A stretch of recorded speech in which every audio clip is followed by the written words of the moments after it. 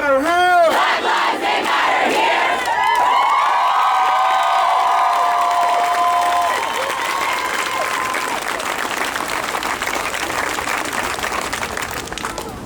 It is working at all. Oh, it is. Wonderful. For the next 2 seconds. All right.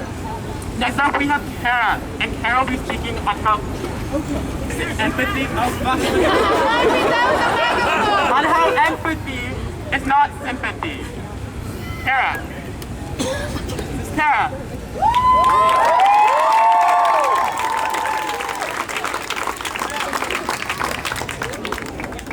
Can everyone hear me?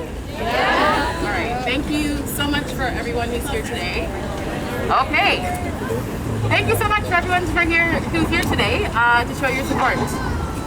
My name is Tara Gooding, and I'm a cultural events planner and educator.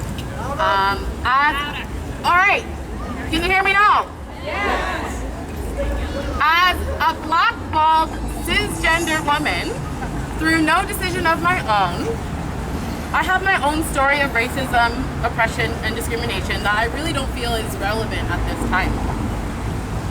However, over the past 3 years, I have lived in 10 countries. I've lived and traveled and worked in 10 countries over 5 continents, and spending most of the time in Canada, France, and Egypt. I found one thing common, actually, that I will call a psychological epidemic among a lot of people that I've met along the way. This problem has occurred, especially in the last few weeks, between countries, groups, and individuals. This problem is the inability to put oneself in another person's shoes. Woo, woo, woo! As humans, we continue to dismiss compassion, empathy, and altruism. According to the University of Berkeley's Greater Good Science Center, compassion literally means to suffer together. Among emotion researchers, it is defined as the feeling that arises when you are confronted with another one's suffering and feel motivated to relieve that suffering. However, compassion is not the same as empathy.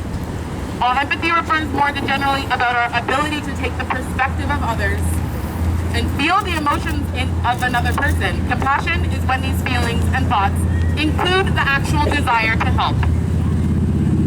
I think we can agree that in our community, as well as our allies, we don't feel empathy and even less compassion from those who posit that the real mantra is all lives matter. Upon hearing this, we really have to take a moment, breathe, and consider our words carefully to explain that this is not okay. As a teacher, I know that children and adults alike learn best when they are shown how to do something, not when they are told. While we continue to say that Black Lives Matter, we really are at a point where we have to innovate ways to show the world that this is important and why this statement matters. If I can ask a few things of you, brothers and sisters and allies, as a person diagnosed with bipolar disease, I can tell you, this is the time to be proactive about your mental health. When these things are happening and you're hearing words of and actions of hurt. Stay informed, be discerning, be diligent, but do this in a very balanced and holistic way. There are so many fires brewing, and don't feed your internal fire with more devastating information day after day, if it's online, in person, with someone that you know for a long time, or new people that you've just met. Stay grounded and aim for growth in your own abilities, securities, and gifts. Make sure you laugh at least once a day, even if you have to force it out. It might even be necessary to censor yourself from watching online videos or news.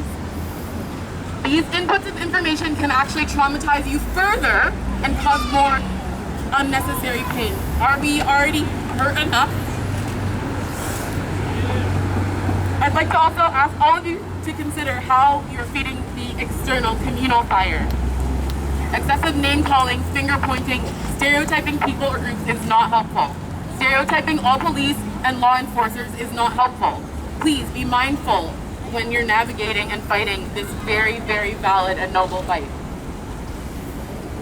We need to remind fellow humans that Black Lives Matter is not an anti-police. It's actually the opposite. It's holding law enforcement and leaders accountable for irrational behavior and asking them to fill their true duties. Nelson Mandela once said that love comes naturally to the human heart. From my point of view, it seems that throughout history, humans have evolved away from this natural instinct, and instead, we've replaced it with a falsely natural them and us mentality that only sees the world through a very superficial and visual lens, usually pertaining to skin color, ethnic attributes, dress, and gender. My plea to everyone is to show and prove that this fact, that love is the most natural thing, is still possible. Of course, we don't want to suffer together. That's not our reason for living. Regardless of how much you may be hurting, I really thank you for the love, compassion, and empathy that I have seen and felt within the community among allies thus far. This is really helpful for healing. I truly believe that no one dies in vain. The events and deaths of the past week have especially spoken to me as a call to action. It is now impossible to stay silent.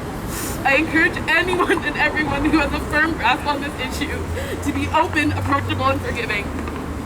Educate, share knowledge, and be willing to listen to other perspectives than your own. Here in Ottawa, I work for House of Paint Festival of Urban Arts and Culture.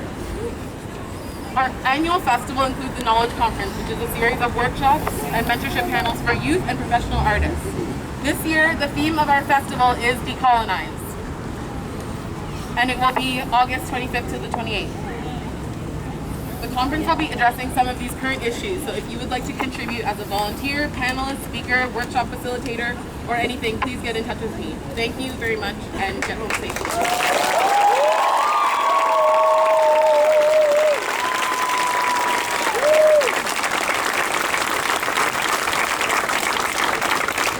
Can I ask you to sit down?